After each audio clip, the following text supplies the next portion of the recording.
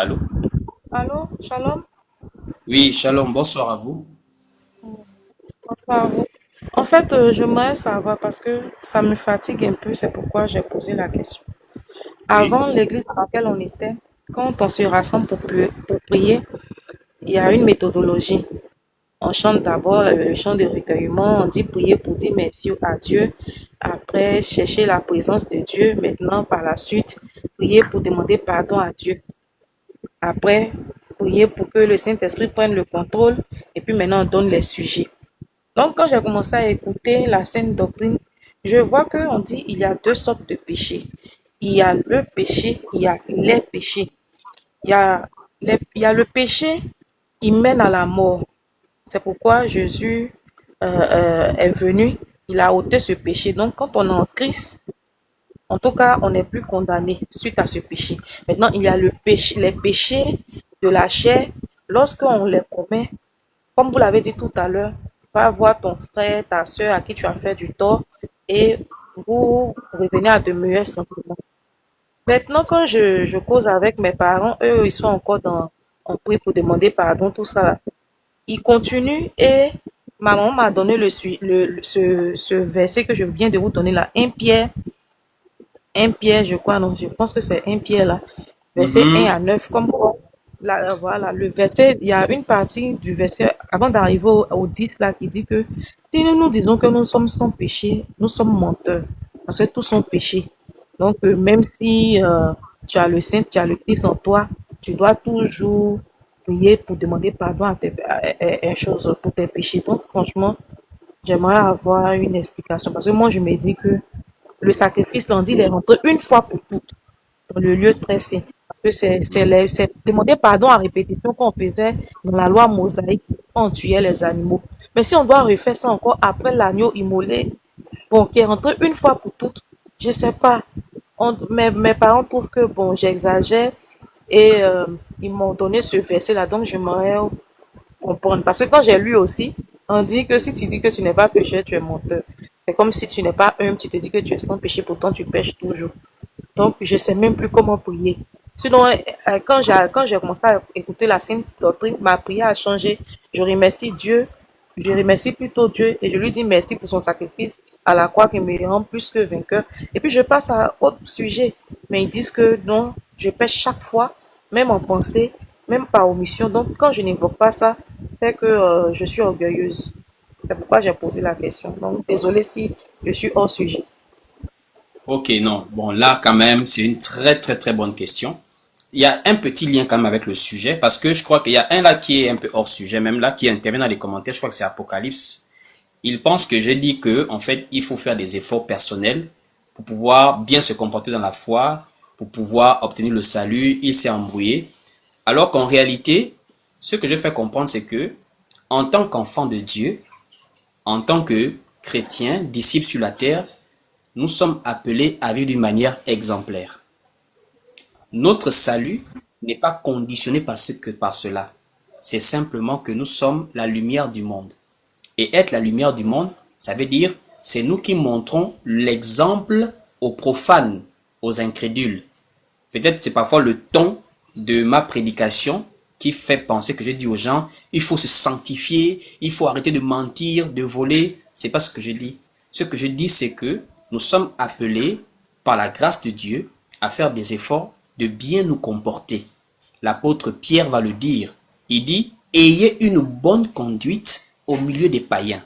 Et c'est là on lit de 1 Pierre chapitre 2 au verset 12. Je viens à votre question, hein. Je passe vite rapidement par là.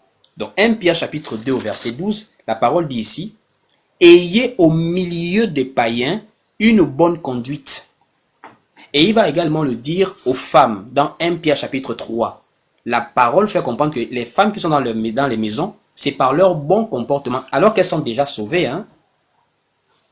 Pierre parle ici aux chrétiens, aux frères dans la foi. Ils ont déjà le salut par leur foi en Jésus-Christ.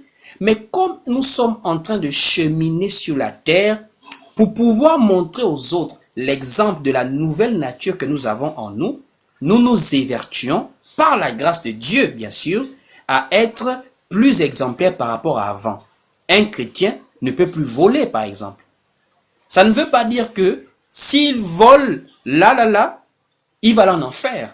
S'il vole, étant refroidi, étant tombé, il peut se relever, demander à Dieu pardon et son salut est toujours acté parce que c'est Dieu qui donne le salut, c'est pas l'homme qui peut le mériter, qui peut l'obtenir, c'est Dieu.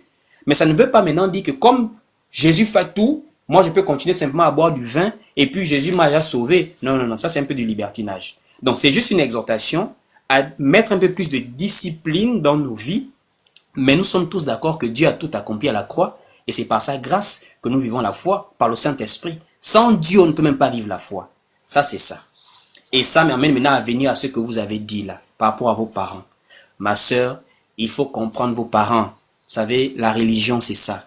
Quand on a évolué longtemps dans quelque chose, c'est pas facile de se déraciner. Priez beaucoup pour eux. Et dans la mesure du possible, c'est vrai que vous êtes une femme, c'est pas recommandé vraiment pour vous de manipuler les Écritures, mais vous pouvez les conduire par exemple vers nous. S'ils sont peut-être ouverts à la discussion, vous leur passez même le contact, il y a des frères qui peuvent parler avec vous. Moi, je dis souvent ça aux gens, vous pouvez conduire les gens vers moi, on va partager. Alors, la parole qu'ils vous ont donnée, c'est dans le livre de 1 Jean. C'est pas 1 Pierre, ma sœur, c'est 1 Jean, voilà. Chapitre 1er au verset 9. Et je vais lire ça pour vous. Il est écrit ici dans 1 Jean, chapitre 1er au verset 9. Si nous confessons nos péchés, il est juste, il est fidèle et juste pour nous les pardonner et pour nous purifier de toute iniquité. Si nous disons que nous n'avons pas péché, nous le faisons menteur et sa parole n'est point en nous. Ok. Alors, regardez bien déjà ici la conjugaison. Il faut montrer ça à vos parents tout à l'heure, quand vous aurez l'occasion de parler avec eux. Vous leur dites, papa, maman, la conjugaison. Jean dit ici au verset 10, si nous disons que nous n'avons pas péché, pas que nous ne péchons pas présentement, que nous n'avons pas péché. On est dans le passé composé, ma sœur. C'est un temps du passé. Si nous disons que nous n'avons pas péché, nous le faisons menteur. Pourquoi on parle du passé au passé plutôt? Pourquoi est-ce qu'on parle du péché ici, dans le passé composé? Simplement parce que on rappelle notre ancienne nature que l'apôtre Paul a dit dans Romains, car tous ont péché et sont privés de la gloire de Dieu. Et on part maintenant dans Romains pour faire le lien avec ce verset. Il dit bien, si nous disons que nous n'avons pas, c'est plus d'actualité en Christ, mais au moins nous avons péché. Et comment avons-nous péché? C'est d'abord la question à se poser aussi, ma sœur. On part maintenant dans Romains. C'est l'apôtre Paul qui va maintenant expliquer dans Romains le n'avons-nous pas péché là. Donc, Romains, on parle d'abord Romains, voilà. Romains chapitre 3 au verset 23. Écoutez vous-même. Vous montrez ça aux parents, il faut noter les versets. Donc, Romains 3 au verset 23, Paul dit ici, car tous ont péché et sont privés de la gloire de Dieu. Maintenant, tous là, c'est qui, ma sœur? Est-ce que c'est vous? Est-ce que c'est moi? Est-ce que sont vos parents? Non, ma sœur, c'est toute l'humanité. Toute l'humanité a péché en Adam. Et c'est Dieu lui-même qui a voulu ça. Pour que Adam premier tombe par le péché, afin que Adam dernier, appelé Jésus-Christ, sauve par l'obéissance. Voici pourquoi le livre maintenant de Romains chapitre 11, verset 32 nous dit, c'est Dieu lui-même qui a renfermé tous les hommes dans la désobéissance. Romains chapitre 11, verset 32, il est écrit ici, car Dieu a renfermé tous les hommes dans la désobéissance pour faire miséricorde à tous. Donc tous les hommes là, c'est la nature d'Adam premier, la nature charnelle. Ainsi, de notre naissance, dans notre nature charnelle, nous sommes pécheurs. Et en cela, Jean a été clair pour dire, si nous disons que nous n'avons pas péché, nous le faisons menteur. Pourquoi? Parce que Jésus a été identifié comme étant l'agneau de Dieu qui ôte le péché du monde. Donc, sans lui, tous sont péchés. C'est en cela que Jean le reconnaît. Et il s'inclut ici, nous disons que nous, donc lui-même Jean l'apôtre, il était parmi ceux qui ont péché en tant que nature humaine. Il faut dire ça aux parents. Donc, c'est la nature charnelle qui a péché. Et cette nature charnelle, c'est l'héritage adamique. Voici pourquoi l'apôtre Paul va le dire. Avant le Christ, quand on était encore dans l'incrédulité, on était mort. Éphésiens chapitre 2, dès le verset 1er. Vous-même écoutez. Éphésiens 2 au verset 1er, il est écrit ici. Éphésiens 2, dès le verset 1er. Vous étiez morts par vos offenses et par vos péchés. Alors que là, maintenant, nous sommes dans la vie en Jésus-Christ. Jésus a dit, il est le chemin, la vérité et la vie. Donc, on ne peut plus être en Christ et être mort. Donc, quand Paul parle de vous étiez, il parle de nous, mais dans le passé, avant Jésus. Donc, la mort représente les ténèbres. Les ténèbres représentent l'iniquité. Et l'iniquité représente le péché. Donc, ici, il dit, vous étiez morts par vos offenses et par vos péchés, dans lesquels vous marchiez autrefois, selon le train de ce monde, selon le prince de la puissance de l'air, de l'esprit qui agit maintenant dans les fils de la rébellion. Les fils de la rébellion. Donc, quand on parle du péché, on ne voit pas particulièrement d'abord mentir, voler, on voit la rébellion. Ça veut dire le rejet de la personne de Dieu. Voici pourquoi, quand nous sommes maintenant en Christ, ma sœur, Christ est l'agneau de Dieu qui ôte le péché du monde. Ça veut dire, sa présence en nous enlève le péché. Jésus ne cohabite pas avec le péché. Et nous l'avons lu même dans le live, 2 Corinthiens chapitre 6 au verset 14 nous dit, il n'y a pas de rapport entre l'iniquité et la justice, entre la lumière et les ténèbres. Voici pourquoi notre nouvelle nature n'est pas une nature charnelle, parce que dans la nature charnelle, il y a encore la colère ici. Pierre a régné Jésus à cause de la peur. C'était dans sa nature charnelle. David, la nature charnelle. Même l'apôtre Paul s'est fâché dans le temple. La nature charnelle. Voici pourquoi Jésus a même il a compris que non, la chair est faible. Et la chair qui est faible ne peut pas être sans péché. Voici pourquoi nous ne prions pas dans la chair, nous prions dans l'esprit. Voici pourquoi dans l'esprit, nous sommes sans péché. Nous ne sommes pas sans péché dans notre identité naturelle. Nous sommes sans péché dans notre nouvelle nature en Christ. Voici pourquoi en Christ, nous sommes saints. En Christ, on ne pêche pas. On ne peut pas pécher étant en Christ. Et la parole est claire. Celui qui pêche est du diable. On va lire cela. 1 Jean chapitre 3 verset 8. Montrez ça à vos parents que ce n'est pas vous qui avez écrit la Bible. L'apôtre Jean a dit dans 1 Jean chapitre 3 verset 8. Celui qui pêche est du diable. Alors que la parole nous dit qu'elle a donné le pouvoir de devenir enfant de Dieu. Comment un enfant de Dieu peut être encore un enfant du diable? C'est contradictoire. La nature pécheresse est représentée par la chair et la nature divine est représentée par l'esprit en nous. Et cet esprit en nous a été créé le jour où on a accepté le Seigneur. Voici pourquoi elle n'est pas impactée par nos faiblesses. On peut dans la foi faire des erreurs, mais notre nature en Christ n'est pas impactée par ça, parce que notre salut n'est pas conditionné par l'effort de la chair, parce que la chair est corrompue jusqu'à l'os. Cette nature spirituelle est dépendante de la grâce de Dieu.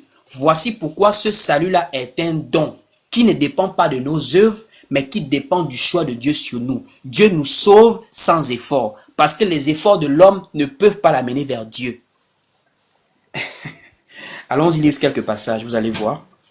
Le livre de Éphésiens chapitre 2 en question au verset 10. Écoutez vous-même ici. Éphésiens 2 au verset 10, il est écrit. Car nous sommes son ouvrage, ayant été créés en Jésus-Christ pour de bonnes œuvres que Dieu a préparées d'avance afin que nous les pratiquions. Nous avons été créés en Jésus-Christ. C'est un problème, ça c'est qui a été créé. Puisque Genèse nous dit, au commencement Dieu créa. Et Dieu crée là, l'homme et la femme. Après il divise sur terre, il forme l'homme, il forme la femme. Mais on nous dit on a été créé en Jésus-Christ, alors que dans Genèse on dit Dieu créa, on n'a pas dit Jésus créa. Ah, ça c'est une question là. On dit dans Genèse Dieu créa et l'homme que Dieu a créé s'est corrompu par le péché. Alors qu'on dit en Jésus on ne pêche pas. Donc en un mot il y a deux créations. Il y a la première création adamique qui est représentée par la chair. Cette chair-là que nous avons tous péché, que vos parents vous ont montré là. Car tous ont péché, c'est la première création. Maintenant, nous là, en Christ, vous et moi et tous nos frères et sœurs dans le monde qui sont dans la véritable parole du Christ, nous avons la nouvelle création en Jésus. 2 Corinthiens chapitre 7 verset 17. Si quelqu'un est en Christ, il est une nouvelle. Et la nouvelle là, Satan ne touche pas ça.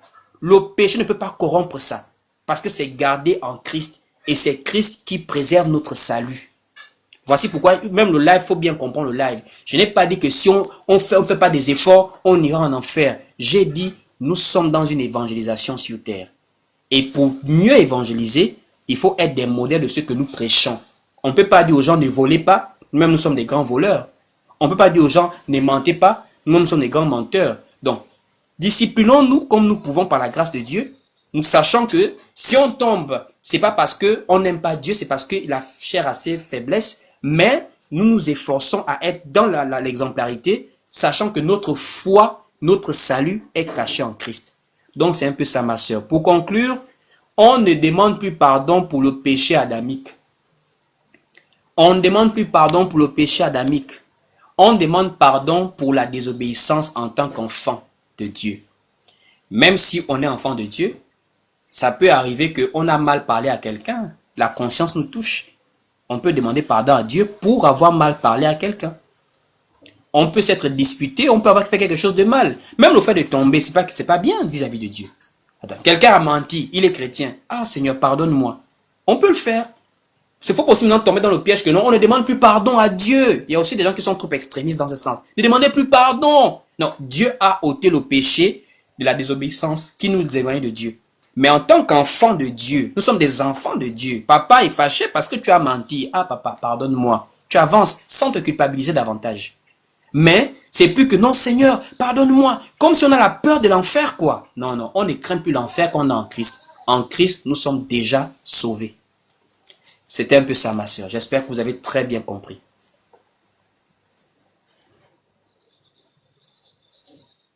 Merci beaucoup. Merci beaucoup.